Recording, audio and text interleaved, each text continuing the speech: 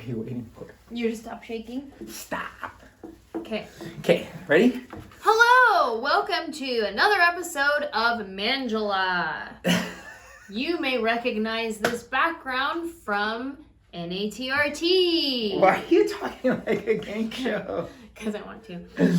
We have some questions to answer from fans today. Yeah, we're trying to direct Manjelah. Obviously, NATRT is about deconstruction and theology, where Manjelah is more relationship. And that's not true. NATRT is everything. Love, relationships. Yeah. I'm just trying to distinct. Most of the time we talk about that, and here we're going to be talking about specifically relationship and love. So that's all. I mean, Manjelah, we've talked about finances. Okay. Anything else you want to say, babe? I'm just saying. So we got questions from people that were asking about relationship advice, and we're going to try to answer them. Our first one is, can you please talk about when the in-laws overstep or hate you? Like, how do you deal?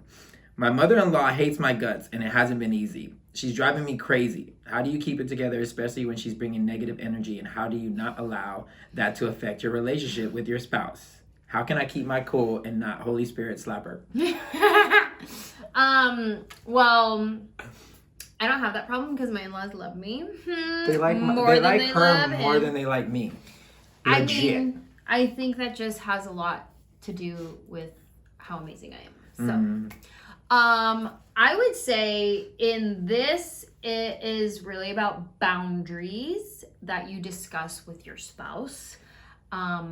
And that your spouse would implement with his mom if she's overstepping. I mean, it could be you implementing a boundary, but I feel like it would probably... No, it would 100% be the person responsible. So, like, if it's your in-laws, then your husband has responsibility and vice versa.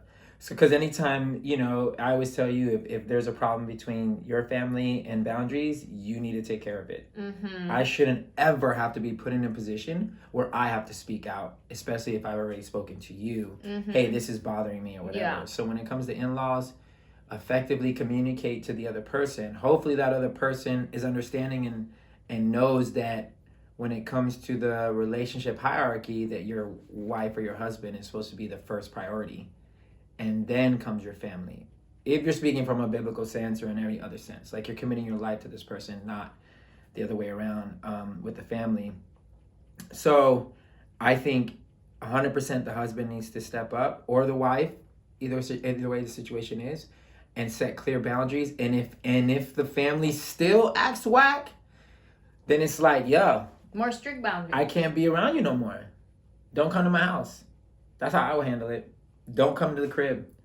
You know what I'm saying? Mm-hmm. Like, stay away. Because I don't ever want to ruin my peace for somebody else's destruction. Like, if they're malicious and they're angry inside, why the hell would I allow that in my life just because it's your mom or your dad or your brother or your sister, whatever?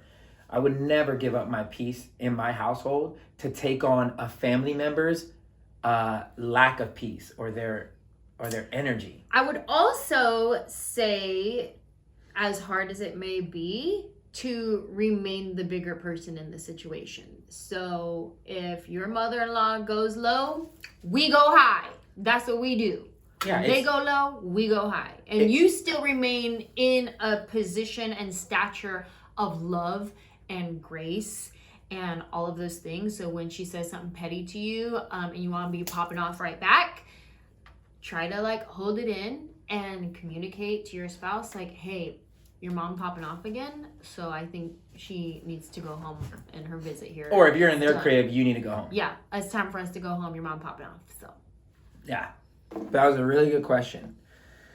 Next question. This is, I'm not going to say the name. When you, the guy, or let's put in girl, start talking with someone that you have interest in, how do you not be overbearing? I mean, she seems to be showing interest in you too, but you don't want to flood her with text messages all the time. I hope this makes sense. Okay, so here's the thing with this. I think the initial thing that needs to happen is an accurate assessment of what you mean by Overbearing. No. I mean, she seems to be showing interest in you too. That is a statement that makes me think, is she though? is she, you know, you should know if somebody is interested. If you don't know that somebody is interested in you, do not blow up their phone. I remember. People will always let you know where their level of interest is at. If you're the person that has to try to figure out their level of interest, that means they ain't interested in you.